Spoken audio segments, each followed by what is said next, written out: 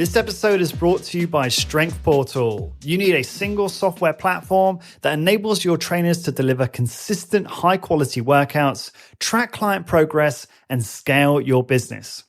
The problem is you're still using pen and paper or basic spreadsheets to run your business, which leads to poor client experiences, inaccurate tracking, and prevents you from growing your business, making you feel frustrated. Strength Portal understand your challenge and have worked closely with the HIIT industry to create a software platform to manage and scale your niche business. You can integrate with MindBody, manage a standardized exercise and workout library for your team, track workouts effectively, and produce client reports at the click of a button. Strength Portal is used by multiple businesses in the high-intensity strength training community, namely Discover Strength, Smart Strength Austin, Medix Precision Fitness, and more. Starting with Strength Portal is super simple. Number 1, sign up for the best package for your business. Number 2, let Strength Portal take the load off and help onboard your business onto the platform. And number 3, start delivering consistent workout experiences and scale your business to the next level. To help support the podcast, please go to strengthportal.com/high intensity business and sign up now so you can stop feeling frustrated about your business and start to scale your business to its true potential. Go to strengthportal.com/high intensity business. Lawrence Snell here, and welcome back to High Intensity Business, the podcast where we discuss high intensity strength training and provide you with the tools, the tactics, and the strategies to help you grow your strength training business. To get free resources to help you grow your business, sales presentations, PDFs on how to get clients and attract great trainers, financial forecasting and cash flow templates, and many more resources, head on over to highintensitybusiness.com/free, and you can download all of those resources there. Today is episode 386, and I have titled this episode The Life and Success of Werner Kieser, the founder of Kieser Training. And to represent Werner and talk all about his story, I have the COO of Kieser Training, Patrick Mayer. Patrick, welcome back to the podcast. Great to be with you again. Hey, hi, Lance. Thanks for having me again. You are very welcome, and it's great to see you again. As I was saying to you before we got recording, Werner was such an interesting person, very successful man, very intelligent, interesting individual. And yet there's not a lot that at least I can find on the internet regarding his story and some of his life lessons. So obviously there's a few books out there and there's some interviews, but I'm hoping this can be the first of maybe many pieces of content that you and I create together over the years to really bring out a lot of the lessons learned that we can learn from Werner. So this is really, I guess, a tribute to him. And in some way you are a conduit to Werner's wisdom. So I'm excited to learn more about his story for yourself and some of the experiences you shared. So should we do a bit of a history lesson first? Do you want to just start off talking about how he got started in all of this? Sure. Well, first of all, everybody in the world talks about Arthur Jones and Mike Menzer and all these guys, but I think that people should remember and mention Werner, because what he did in the especially German-speaking markets is outstanding. It's incredible. Just think about it. We celebrate our 55th year of Kieser, which is really enormous. The time that Werner was with us and the way to the success of Kieser. Unfortunately, Werner died last year. He turned 8. He was 80 years old, and it was quite a shock for us. It was a shock for the whole company, for the customers, for all our employees, and for me especially, because I had quite an intense and close relationship to him. Basically, I studied Werner before I moved to Kieser, because before I moved to Kieser, I run my own HIIT clubs. and studied him, because I was some kind of a competitor. I had Nodes and Medics machines in my studio as well, and I studied everything that was available, even checklists and procedures and written procedures and everything. So we tried to copy Werner and Kieser as good as we could. But when I finally then moved to Kieser, I learned all the secrets, also the dirty ones. So and there were a lot of them. So as again, he died, but it's interesting the way he died. I think it like a script. He would have written the day that he will die, because in the morning he went to one of our facilities together with his wife Gabi, and he performed his exercises as he always did. Every Tuesday, every Friday, he showed up here at headquarters. He just checked his mailbox, because we still have let's say a printed mailbox, or a hardware mailbox. He had a small chat with us, and then he went downstairs at the fifth floor, and he ran through his program. And the day he died, the morning he went or he ran his exercises, and he checked his mails. He had he must have had a beautiful dinner together with his wife, and he checked some last emails in the night, and he just slept in, and his heart stopped beating. So I think that must have been scripted, the way he died. So 8 years old, and the company itself, in terms of history, he founded the company officially in 1966, 1967. So he started 1966. But then founded, let's say, a commercial or a business, a company in 1967. So that's how everything started. Great start, and it is really interesting actually how he did pass away. And obviously, like you said, it's almost like that's how he would have wanted it, based on what you've said there and what I've read. There's so many quotes from Werner talking about why we should be struggling in later life, right? Why, if we don't do strength training, our quality of life is going to suffer, our health span, and he's been quite explicit. He's never said, well, from what I've seen, that strength training can increase longevity and make you live longer. He's very honest about that, but he's very clear about it will improve your quality of life. And is it fair to say that hopefully this was a pre-pain-free way to go for him? I hope you don't mind me saying that, because it was in his sleep. This is exactly how we would all want to pass away. Is that fair to say? Yeah, well, absolutely. Well, clearly he would have liked more time, like anyone, but yeah. Sure. But the last few years, he struck quite a bit. I mean, COVID really limited the way he lived his days. He couldn't do the things he loved to do. He had to get home. He couldn't exercise because we had to close our facilities. So he was struggling the last 2 to 3 years. So he had health issues, but he always recovered fine. I would also say this is the perfect way of dying: just sleeping and just rest. Let's say absolutely. And in terms of longevity, you're absolutely right.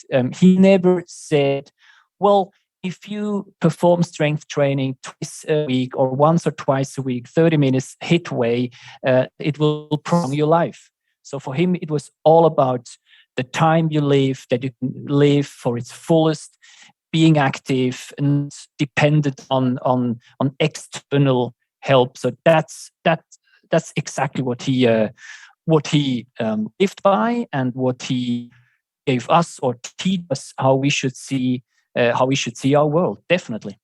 Yeah. So no, I appreciate that, Patrick. And I guess I just wanted to touch on the start, because wasn't he actually a boxer, and he had a boxing injury, which actually was the trigger for him to get into weight training. Is that right? Yeah. He was, as a young man or as a kid, he was into different kinds of sports. There is a very traditional and unique sport in Switzerland that it looks like, how should I say, it's man to man. They have special trousers on, and they try to move the adversary on the back. So it is a unique national sport, and he was into that sport, but he was not very strong. He was big, so he changed to boxing, and he was an amateur boxer, and he got injured.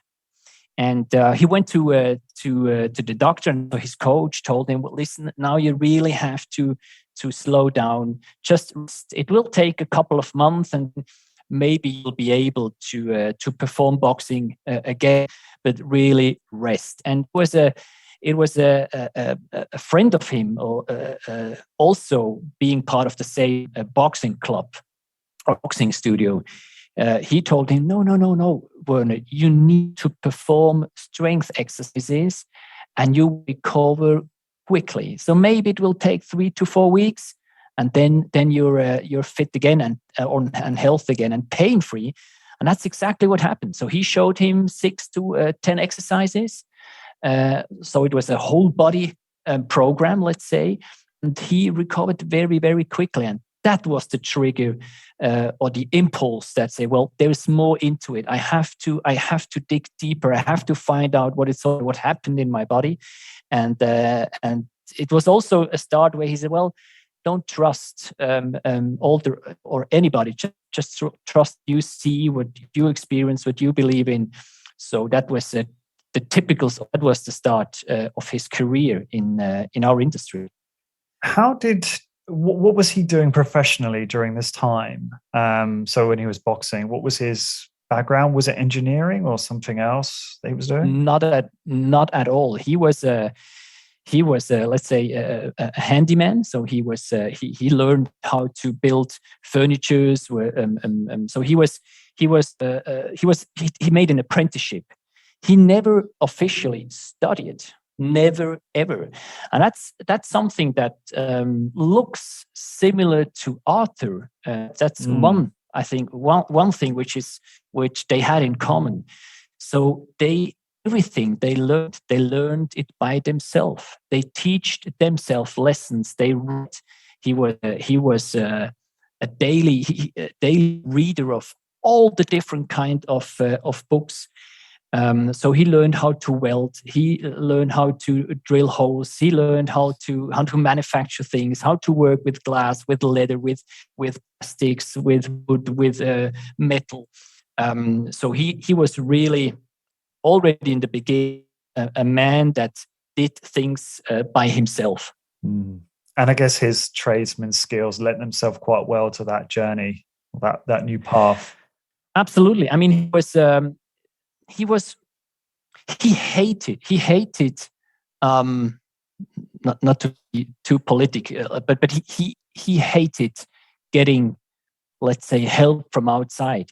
He hated being dependent, especially dependent from government. So he was, let's say, a handyman. He was an entrepreneur right from the beginning, and he always stayed to be, let's say, self-helper, or he educated himself. And even the way he made business was heavily influenced by his own learnings. As an example, the willing to grow was based on a franchising business model, because he was convinced that he would love to grow with other people that would like to be entrepreneurs. So that was his push to use a franchise model to grow. And of course, it was his way of growing the business very fast in a very short period of time, which succeeded. So he wanted to build a team of self-sufficient, independent, critical thinkers to help grow the business. It's that's a pattern actually you do see in a number of very successful franchise businesses, that the founder looks for those types of individuals to help franchise the business out. So maybe that's exclusive for all successful franchise businesses. I'm not sure. I don't know that much about that as a whole industry, but yeah, that makes a lot of sense to find those types. Well, but also to be clear, or to be honest,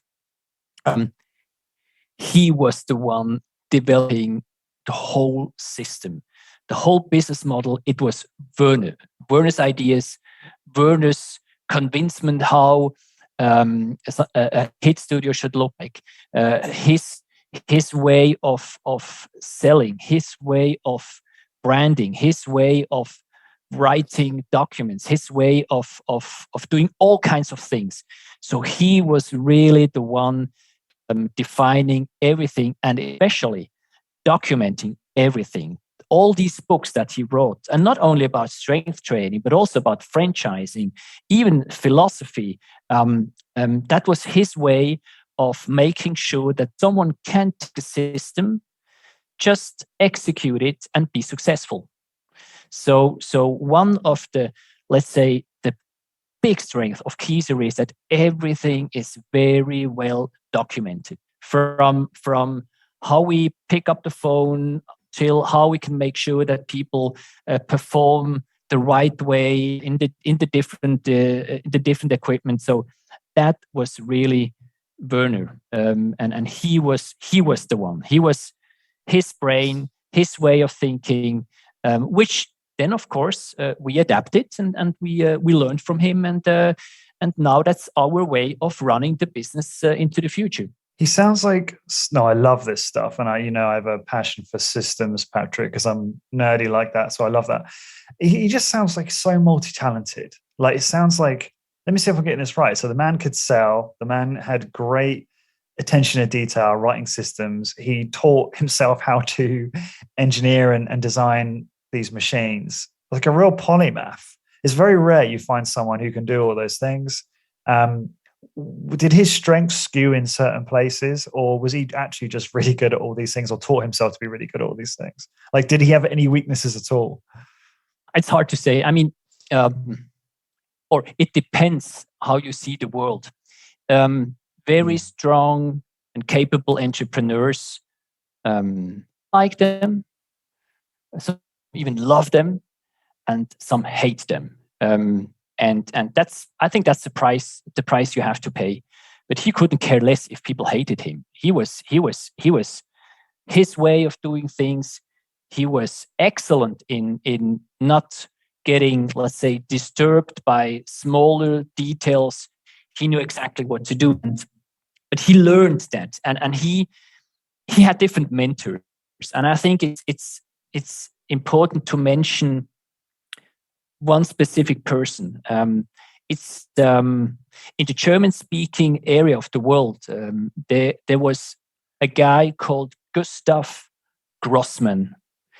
Gustav Grossman was one of the mentors of Werner. How you, let's say, build up a company, how you manage your life, how you run or how to live 24 hours a day, and especially how to use, let's say, process thinking down to detailed checklists to make sure that there are not too many surprises, so you can control as much as possible, and still, of course, have some freedom. But 1968, when he met Gustav Grossman, that was a very, very important time or situation in Werner's career, because that is where he learned to always ask how do things. And even the method of the way you plan things was based on always asking how. So if you define a target or an objective, always ask how. What are the next steps? And if you cannot answer it very simple, you always have to re-ask how, always. And that's the way he built his company, because Gustav Grossman, during this phase of educating Werner in these systems, asked him, "Oh, how do you like to run your business? And especially, what should the benefit be for customers?" And that got thinking. And our mission today is based on the questions Werner asked himself, because it must have been 1968, 1969, he asked himself the question, how can I transform people with physical weaknesses into people with physical strength? And that led to Kieser at the end. So that's our mission today. That's how he sees, he always saw a Kieser, a HIT studio. It is nothing else or nothing more than a manufacturing place for muscle mass. And he always thought about how to produce muscle mass. And based on this, he had all the checks how to do it. So that's interesting, because I learned through listening to a podcast that in the HIT community, a lot of people use the traction model. And I just learned that now there will be a new book called Process. And I just read a little bit on their newsletter, how they see the world, and just thought, well, that's what we do. That's what Kieser is doing. So let's say the free introduction session, these 60 minutes, everything is described in detail, how these 60 minutes look like and what the customer needs to, or the interest needs to experience. The second session, the third session, the 10th session, the 20th session, every 20 sessions afterwards, even the way we make sure that the quality of exercises performed by our clients, how we make sure that they, let's say, that they do things in the right way. Everything is described in detail on a, let's say, facility or studio level, but also for our company. So we have a very systematic way of running our company based on the philosophy of this old German guy. He doesn't anymore, but then, let's say, used by Werner how to run things. As an example, as a COO, I still have in a Word document, I have all my tasks that I have to perform written down in a list. And for each and every task, I have a checklist how to perform this task. So when I die evening, somebody can take my electronic folder with all these documents, and they could run my, let's say, COO the way I did it, and then try to find out how to do it in a better way. And then they can modify their checklists and everything.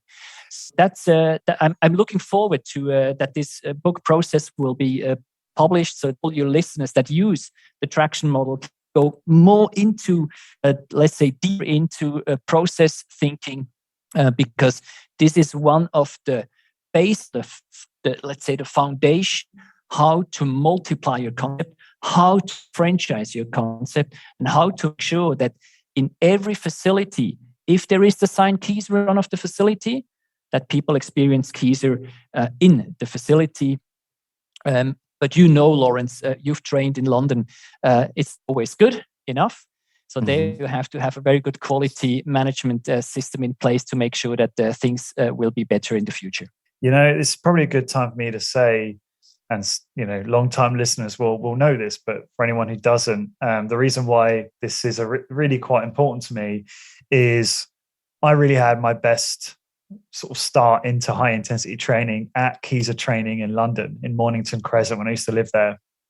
And that's when I got really passionate about body by science. And I actually have some regrets, because at the time I was very strict about only doing my big 5 or my big 3 or even my big 2, which was still incredibly effective, because the machines, I don't know what it is that you guys do to the MedX, but they're even more special at your facilities. And I found that I was just really able to get a great workout with very little volume.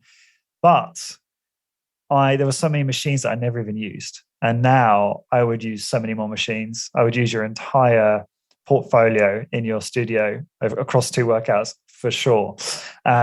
So that's one of the reasons why, obviously, I'm very passionate about this subject and talking about Werner. Patrick, there's so much you said there, which I want to get into. In terms of mentors, Gustav, what was his background? Was he just a very successful businessman, or just curious to know a little bit more about him? Yeah.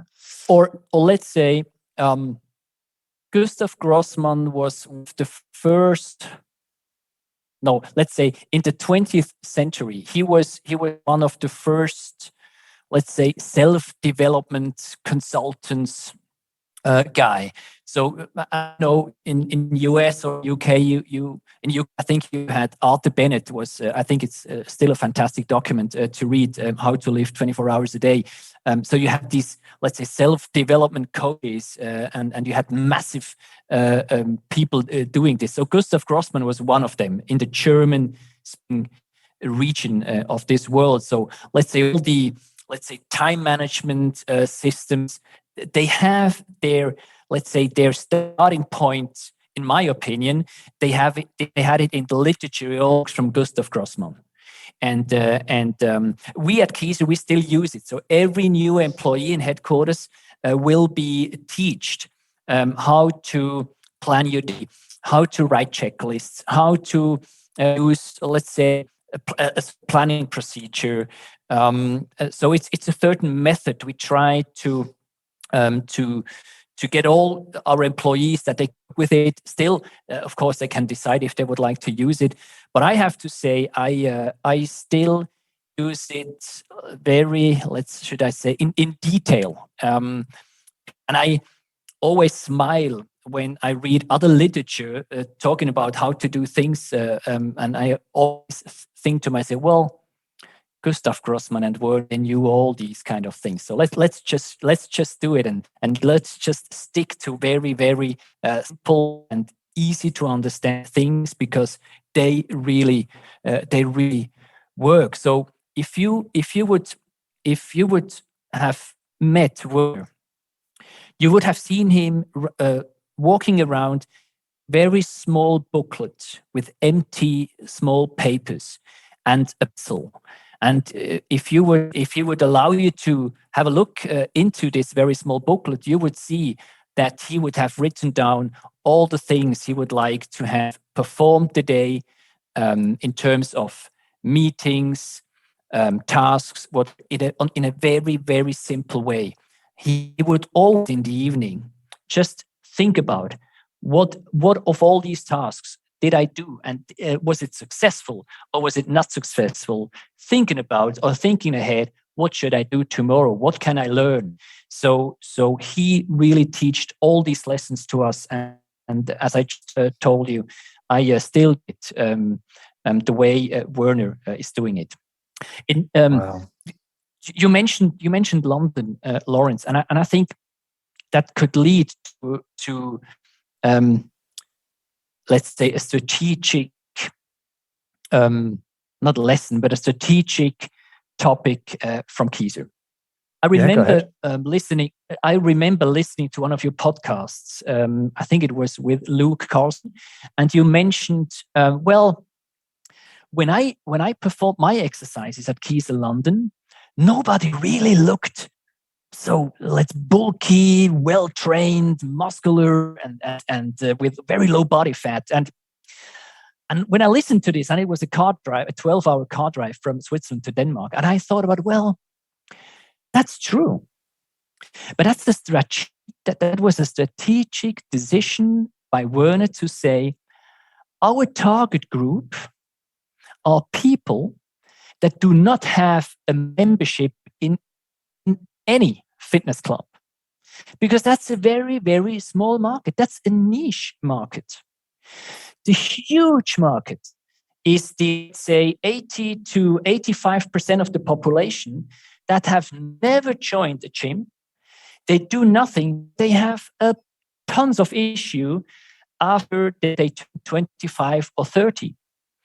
And our target group, of course, there are some more specifics to our target group, or some of your listeners, they talk about or how they define it. We have a very detailed description of our target group, and that is not on purpose, because of course they could look sharp and tone and all these fancy words, how people should look like if they were to end up on the cover of Men's Health or other magazines. But that's not our target group, not at all. So that strategic decision to focus on people that do not have a membership in any gym. This is Kieser target group, and that led, with the way we do things, that the average age of Kieser customers worldwide is 59. The average age of all our new customers is 49, and that's the reason why they are so loyal. Kieser customers, they stay Kieser average 13 years. And so that was a very, very important decision by Werner to say, who do I focus on? And then without looking left, right, just focus on this demographic. And that is the biggest challenge for us, because especially during COVID, when we did not get enough clients and we lost clients, then you struggle around, well, who should we target? And that is, let's say, I'm a pain in the ass at Kieser, because I say, well, don't change anything, because that's the biggest market at all. Yeah, and let's say our target group is the fastest growing target group ever. And so that, just because I listened to you when you talked about London, and I'm sorry that we didn't have people, let's say, exercise as intense as you did. And I talked to the general manager we had at that time. I don't know if you know him. It was Marcel. I know him well. Did you? Yeah. Do you know Lawrence? Did he perform as intensive as no. I listened to him? And he said yes, he did. So you're safe. Yeah, well, look, I apologize if I caused any offense. Obviously, that was never the intention of that podcast. No. I can't even remember what I said now, Patrick. So you're reminding me. But Lawrence, go ahead. But Lawrence, I love listening to your podcast because it's interesting to listen to the HIIT community with their struggles and their questions of, like, how should we target, or what do we do with this new study? What does it mean for us? It is very important that you stick to these topics, that you let people discuss and share their experiences, because honestly, when I did not listen to a lot of podcasts the last, let's say, 3 years. But in June, I used these 12-hour car drives from Switzerland to Denmark and back from Denmark to Switzerland, listened to a lot of your podcasts. And also for us at Kieser, it's inspiring.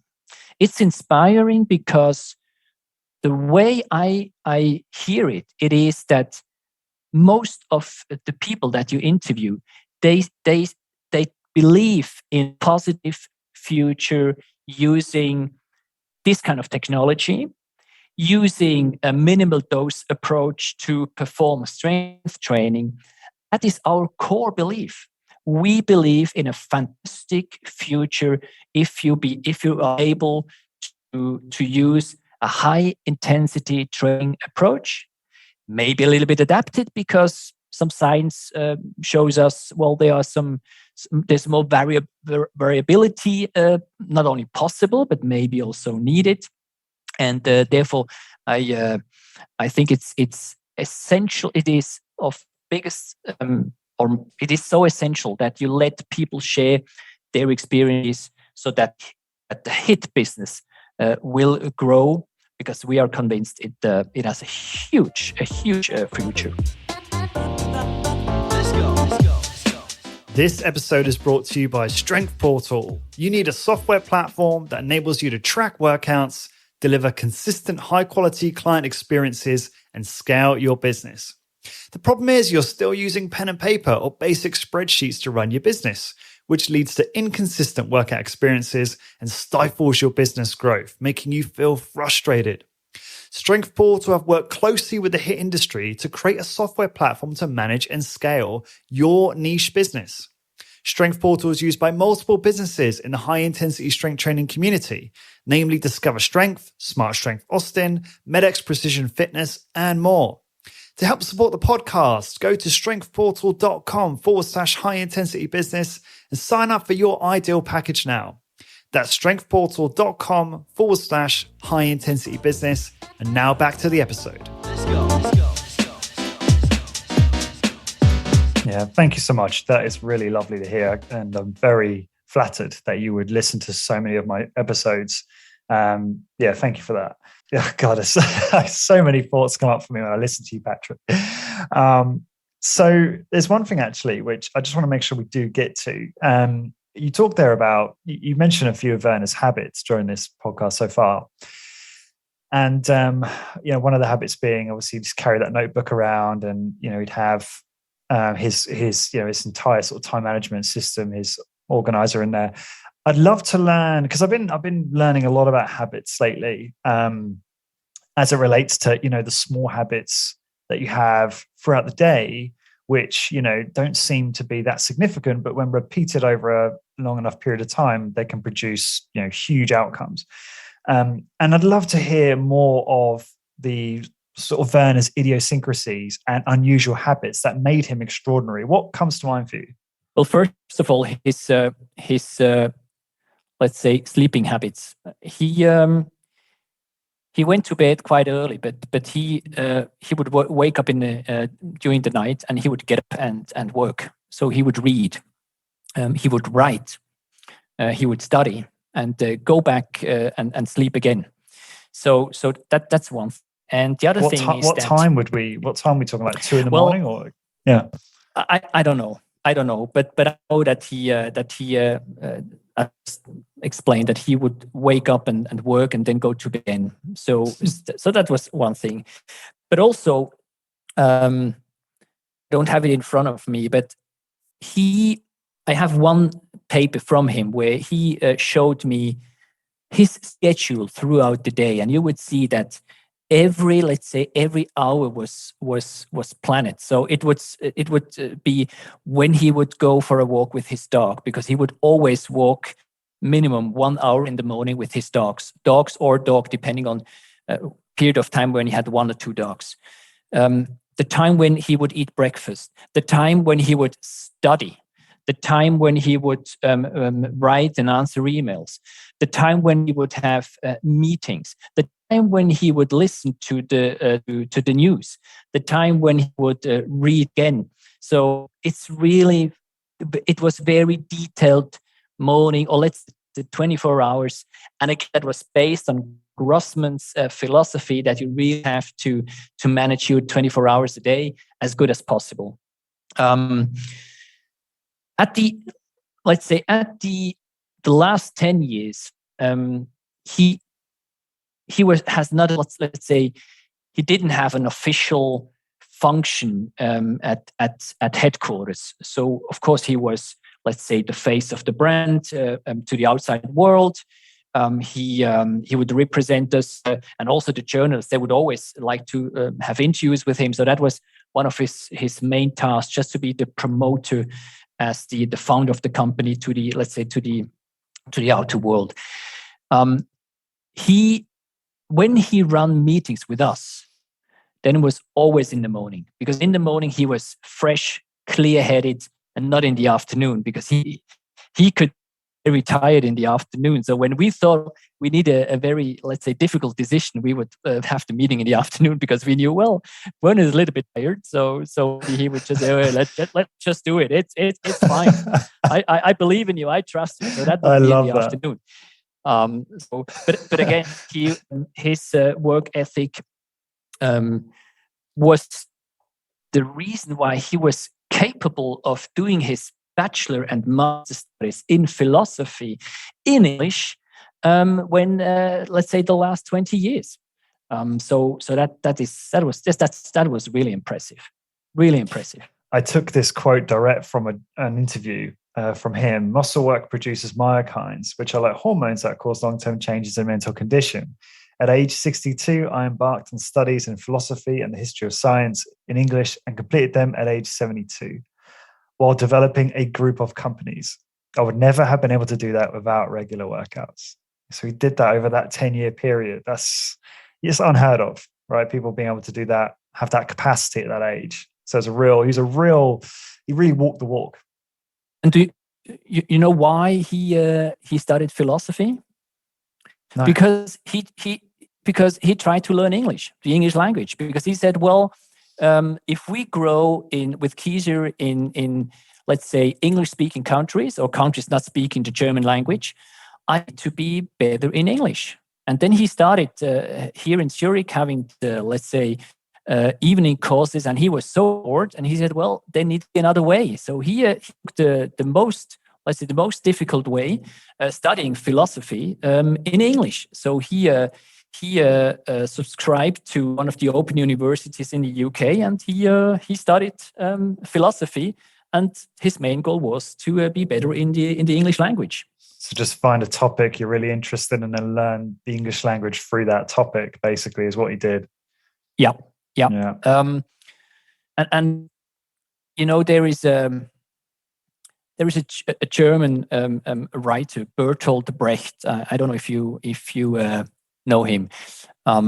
Werner would always mention Bertolt Brecht by saying, well, Bertolt Brecht said, never ever trust what you hear. Go there where the action is and just learn. Use your own eyes, your own thinking, just to learn. And this is crucial, or this was so important for him. Not just let a consultant tell you how they see the world. Go there where the action is. Listen, learn, ask questions, then decide what to do. Yeah, related to that, something I'm interested in is today we have a lot of mentors, which is a blessing and a curse. There's a lot of experts out there, gurus, experts on various topics, people you can follow to get blueprints. I'm one of those people, I guess, right? I'm it's really a conduit for a lot of the other experts I have on the podcast. But I'm one of those individuals, and it's great because we have all this, people can learn from us, but it's very easy to have multiple mentors and get overwhelmed, and really actually struggle to even find the space or time to think for yourself. I sometimes wonder if one of the advantages that Werner had is that there perhaps wasn't as many mentors, or there wasn't the internet, right, back then. So it was easier for him to be laser focused on Gustav's teachings. Is that fair? I mean, I'm not trying to say that he had it easier for a moment, because I think the internet access outweighs that. But I guess a related question would be how, because clearly he really admired Gustav and his lessons and teachings and really embodied that. But from what I'm hearing, listening to you, Patrick, is he still was open to challenging that and being his own person and thinking for himself. And so always being critical. So I'm always curious how individuals do that, because I struggle with that a little bit. I'm very guilty of overwhelming myself with lots of mentorship influences, and then sometimes feeling paralyzed when I don't agree with them, right? So I'm curious, have you got any thoughts on that and how Werner managed that? Did he just listen to Gustav and go, right, yeah, I'm going to do that? Or was it, like you say, he was far more empirical about it, like seeing how things unfolded in his own life before deciding whether he was going to adopt certain philosophies or strategy or mindset? Well, I think in general, it must have been easier compared to today in terms of the number of different views, the number of different opinions, the number of different experts. I'm quite sure it was different. Let's say it was different. But also in the new world, he was forcing us, telling us, whenever there's something new, think about it. Think about it and use a certain decision matrix to say, well, if this is what I know today, and there is something new coming up, how does that fit to what I already know? What is something that I have to think about, because I need to challenge my current thinking, my current decision matrix, and then maybe change things. always be skeptical. And for a man that, let's say, experienced everything in the, let's say, fitness industry, that was his advantage, because he saw everything which is new today. He already saw it in the past 2 or 3 times. Of the new equipment coming up on Instagram, he would say, well, in the 50s or 60s or 70s, that exists already. So it was rubbish in the 50s, 60s, and 70s. It is rubbish today. And it doesn't matter if they perform night exercises in Dubai and they look sharp. It's still rubbish. And he was very strict and very skeptical of all the new things, but still was open to learn. You mentioned myokines, and I think that's a very good example. Kieser was always well known as this is a business performing strength training. So it is something about strong muscles, and you're able to produce force. And of course, at a certain period of time, he knew that there is a second very important function of muscle, and it's the I just think about the English name. It's the metabolic production. Oh, sorry. It's the metabolic function of muscles. That led Werner to think about who is telling something about muscles and metabolism and what's happening exactly, and that led him to let's say mentioning, well, my hypothesis is, and that was before he knew something about myokines. His hypothesis was that all the organs in the body serve the muscle. That was very provocative, but that he was convinced that this is the case. So as soon as you activate your muscle, all the other organs, they have to serve the let's say the function of this muscle. And later, then he learned by reading let's say scientific papers mentioning all the studies and the knowledge gained in Copenhagen, in Denmark, by Bente Petersen, inventing myokines, that he learned, well, see, that's what I said. That's what I told you the last 20 years. So he was always ahead of all the rest. And I think the reason why he was always ahead of all the rest is because he had a list of open questions. He wrote that down. So open questions that he could not answer.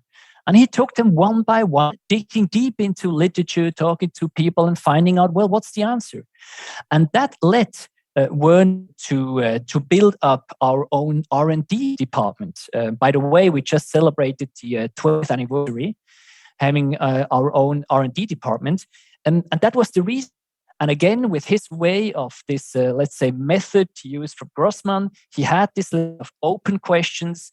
And whenever it was a task given to the R&D people, it was, we need to find an answer to this question because nobody answered it already, but I need to have answers. And he always, he found answers.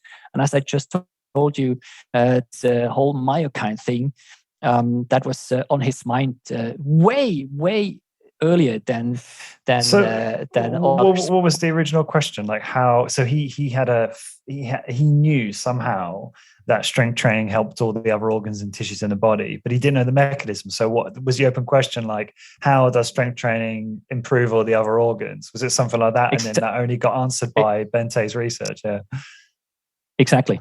Wow. So that was just one of these open questions. With open questions is very long, and it is still long because we still use it. We still work using a list of open questions. So when tomorrow, if there is open question, I would run to my manager that runs the R&D department and say, well, David, please put that on our list of open questions. We have to dig deep into it. And sometimes we say, well, there is some literature available, so it is already answered. So okay, let's mark it as done. So we still work according to the way Werner told us how to run an R&D department. So that's very much embracing the Socratic method, right? Always asking questions. I'm just curious, what are the core values for Kieser training? Well, we have, just have to English, we have 6 core values. And these core values, we find them in 2013.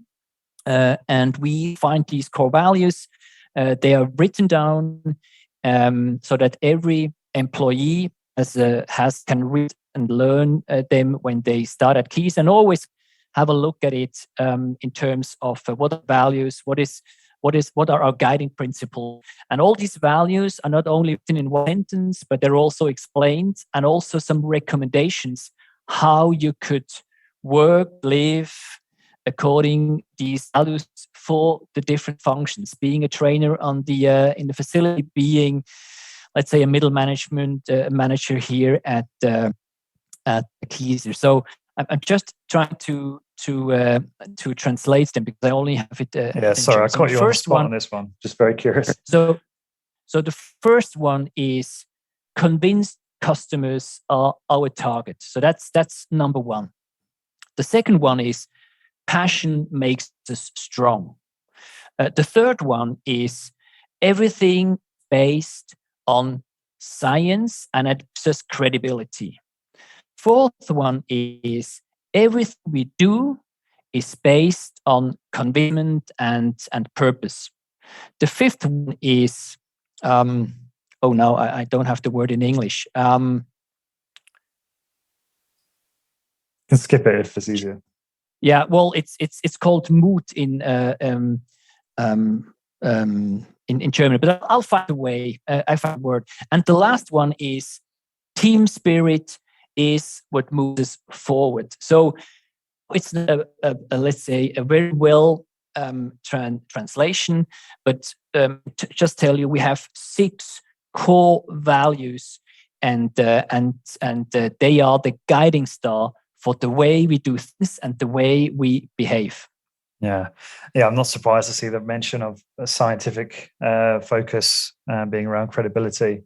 That makes a lot of sense to have that in there. No, I appreciate you sharing that. I just was curious, I guess, because I was curious how Werner's, the principles he's picked up from his mentors and cultivated, how that's carried on through the DNA of the organization. How else does his principles or what he's learned sort of carry on through the business? I mean, you've already shared so much, but I'm just curious if you could elaborate on other things that, culture or processes or kind of ways of doing things that's sort of influenced heavily by him.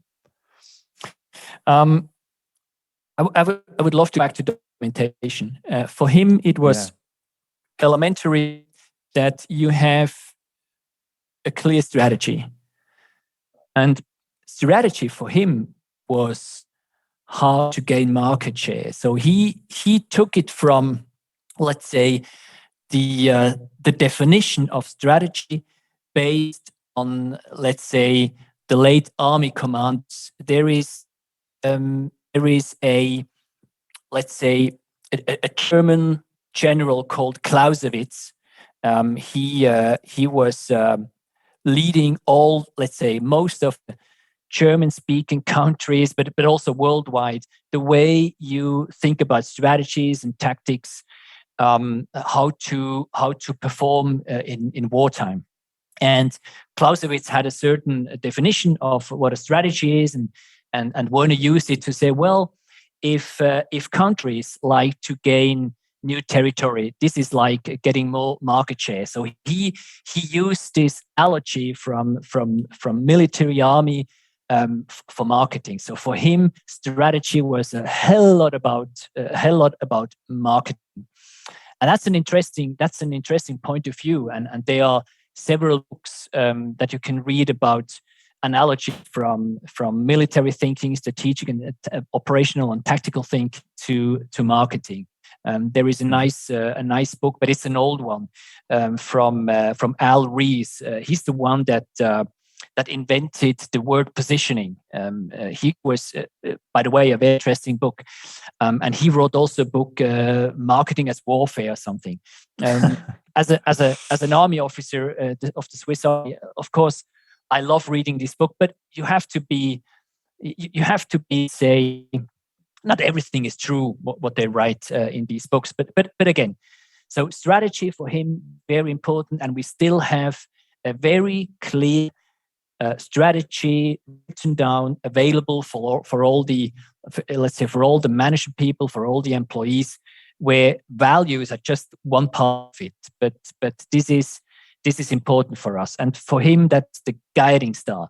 And then based strategy, everything is, let's say, everything to follow the strategy. So when you write the checklist, you have to make sure that it really helps fulfilling the strategy. So I think that's a very important point. Another important point is meetings. Again, interesting to listen to you guys when you talk about methods and meetings, because you all listen to Traction.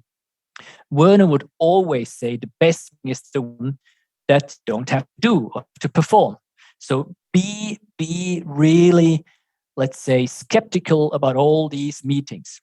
Instead, be clear on giving tasks and orders, and people should perform. Then think about these tasks, come with solutions, and then let's decide. So meetings only if necessary. And he always said, well, if a company has a lot of meetings, that's one of the indications that it is a not effective and not efficient run company. So that was say plain Werner, to be honest. So everything that was more, the more administration, the worse for Werner. Definitely. Yes. Yeah, I completely agree with that. It's really interesting just listening to you talk about Kieser and how the business is run and the principles that I guess Werner was largely responsible for instilling. It's just like you say, it's like you listen to me and the guests on the podcast talk about EOS. Luke and I did this incredible series, which I will shamefully plug now, or shamelessly plug now, I should say, inside the membership, which was a 14, 15-part series on how to implement EOS in a high-intensity training business. So we really tailored it, and that was really cool. But obviously, so I've been heavily involved in EOS in terms of self-implementation, helping others implement it. So I've got very... I guess I've developed a good understanding of the system. But I hear you talk about what you guys do at Kieser, and it's like you say, you already were doing a lot of this stuff, and it's really useful evidence for me, not only to see other businesses operating successfully using the principles, but businesses in our niche, a business that is widely successful in our niche. For example, in an interview I read in preparation for this, I saw really good evidence of Werner's focus on strategic niche. And this is exactly what he said in response to a question. He said, I wanted nothing that would get in the way of customers concentrating on the essentials, i.e. muscle buildup. That was why Kieser deliberately eschewed background music, flowers, bars, or saunas. Similarly, the concept did not include stamina machines, but distanced itself from the fitness industry in order to specialize on preventative strength training and medical strengthening therapy. The aim was to improve health through the targeted buildup of muscles. And that's not changed, really, at all, right? So you still stayed so focused over the years. I think that interview is about 10 years old. Yeah. Well, the 1975, I think it was 1975, he met his third mentor. Why third? Arthur was one of the mentors.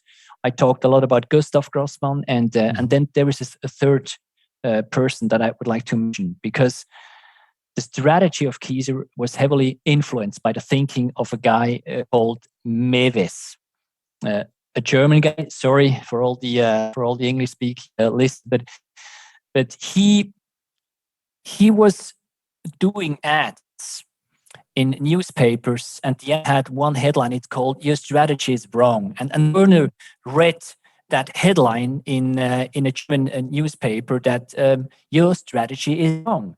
So he went to meet this guy and ask him, well, what's your business thinking? What's your model? And this guy Mewes, Wolfgang Mewes, he told him that the core of your growth is thinking in terms of what benefits your customer, and that led to making sure, or that led to the strategy that Werner likes to do is produce or manufacture muscle mass, but also bone mass, and everything that does not help to do it in the most effective and efficient way, get rid of it. Because there was a time when Werner had saunas, when Werner had flowers, when Werner had music, when all the walls were painted in different colors. And he said, no way, I will get rid of everything that's not helping the customer produce muscle and bone tissue.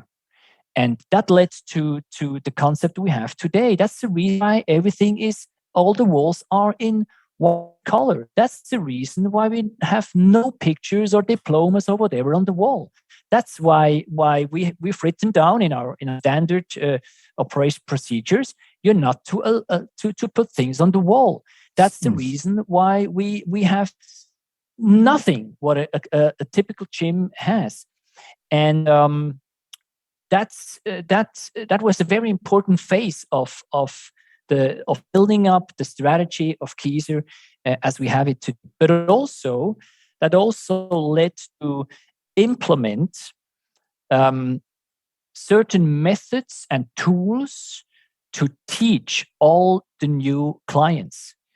As an example, or just to explain that, it is written in our standard operating procedures that when a new prospect enjoys or experiences the free introduction session, there is one teaching board that we use to explain to these new prospects what Kieser is all about. I remember it very, very well. The second one, there is another instruction board where we explain another thing. So we have 5 boards where we say, well, this is the one-to-one physiology of exercising. So having listened to our trainers or instructors, we call them instructors, these lessons, all the customers know everything about high intensity strength training.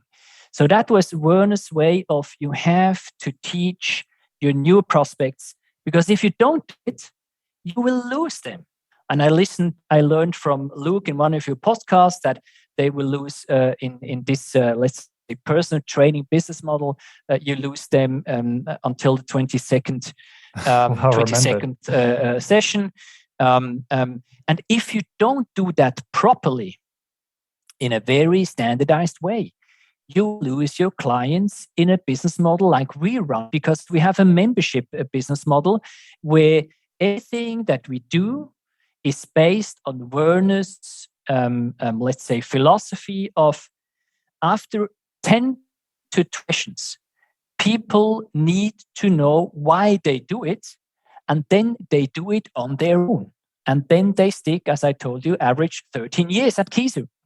And also because Werner didn't like a certain, let's say, relationship between trainers and customers. So that works for Kieser, and it doesn't work for, let's say, a personal trainer model, because their relationship is everything. But Werner didn't like it. So socializing he didn't like, because he said, well, should not socialize, they should train. He didn't like that having, let's say, recreation areas or wellnesses, because he found out that they have a membership but they just lie around and then they relax. And he said, well, they can relax at home, they can sleep at home, but like that they perform exercises in an intensive way until they die. So Patrick, I totally broke that rule. I used to have a workout and then annoy your staff at the desk for like a good 10 minutes whilst I caught my breath. So I because I was so passionate and I wanted to learn and I wanted to talk about this stuff with your team because they're also, knowledgeable about it. So I definitely broke that rule a little bit. No problem at all. But if traction Sorry, followers, yeah. if traction followers talk about the proven process, I can just tell you, follow the development of a proven process, because that is the core of Kieser. The way we handle new prospects, the way we teach them, the way we try that they stick for the next 20 years. We don't succeed. It's on average only 30. That's really the core of our business. And whenever we do not perform it very well, we have some issues and we lose them. They don't reach the 10th let's say a personal training session, because the 10th one is a one-on-one session, or they do not reach the 20th one, or if we don't perform a body composition analysis on the 10th session, they will never know how it looks like in their body. Or if we don't do a strength measurement at a certain period of time, they don't know if they're strong, if they're weak, and being motivated to do things. And that goes for ones that do not have lower extension and cervical extension, and especially for the ones that have in their membership these one-to-one sessions on LE and CE. So really the proven process, define it, describe it, teach, make sure that you do it the next 20 years and you will have success. Patrick, that is amazing. I could just record a podcast with you on a weekly basis. And unfortunately, we're going to have to wrap up there. But that was a great point to end on. Thank you for reminding everyone why having a proven process is really important and why continuous education is really important, especially those early sessions to get people to understand the why. Just to wrap up then, a few things I want to mention. We've talked a lot about traction at EOS. For those that want to understand EOS and implement it into their business, I would buy the book Traction, Get a Grip on Your Business by Gino Wickman. It'll be in the show notes for this one as well. I would listen to my other podcasts with Patrick, as he's amazing and shares loads of really valuable information about how to improve your business and how Kieser do things. And there'll be the links to the other episodes over on the blog post for this on 386 is the episode number. You can find that on highintensitybusiness.com.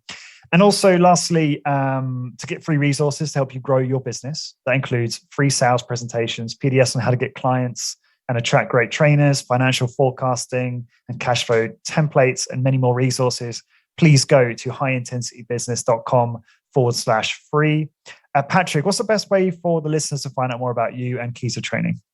Well, first of all, if they have questions, they can always email me. You can put my email in your show notes.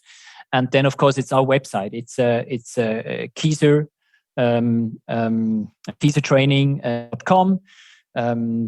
This is the international one, does not have so much content. And then there are the local ones. So CH at the end, or DE or AT for Switzerland, Germany, or Austria. And I can provide you, Lawrence, with the email, with the website addresses. So then just click on and they find more information about us. That'd be great. Thank you. And for everyone listening to find a blog post for this episode, please go to highintensitybusiness.com, search for episode 386. And until next time, thank you very much for listening.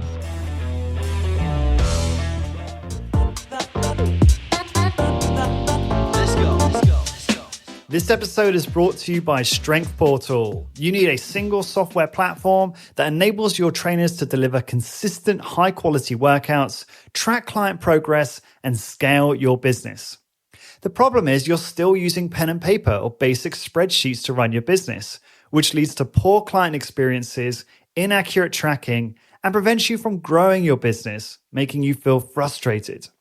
Strength Portal understand your challenge and have worked closely with the HIIT industry to create a software platform to manage and scale your niche business. You can integrate with MindBody, manage a standardized exercise and workout library for your team, track workouts effectively, and produce client reports at the click of a button. Strength Portal is used by multiple businesses in the high-intensity strength training community, namely Discover Strength, Smart Strength Austin, Medix Precision Fitness, and more. Starting with Strength Portal is super simple. Number one, sign up for the best package for your business. Number two, let Strength Portal take the load off and help onboard your business onto the platform. And number three, start delivering consistent workout experiences and scale your business to the next level. To help support the podcast, please go to strengthportal.com/high intensity business and sign up now so you can stop feeling frustrated about your business and start to scale your business to its true potential. Go to strengthportal.com/high intensity business. Let's go.